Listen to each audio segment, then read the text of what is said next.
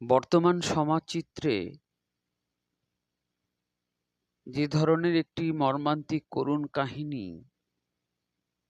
অনেকের জীবনেই ঘটে চলেছে, সেই পরিপ্রেক্ষিতে কবির লেখা একটা সুন্দর কবিতা কেউ কথা রাখেনি। দীর্ঘ ৩৩ বছর কেটে গেল, কেউ কথা রাখেনি, কেউ কথা রাখেনি।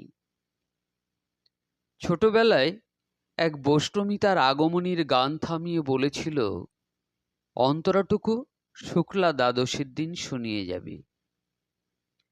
কিন্তু কত চন্দ্রভুক অমাবস্যা এসে গেল, সেই বৈষ্ণবীর আর দেখা মেলেনি। ২৫ বছর ধরে তার প্রতীক্ষায় আছি।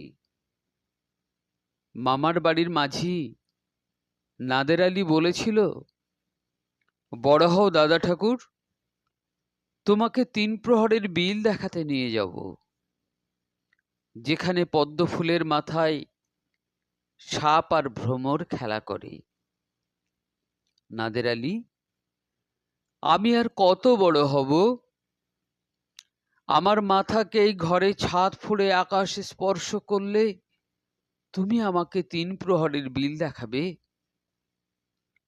কখনো লাঠি লজেন্স কিনতে পারিনি, একটা রয়্যাল গুলিও।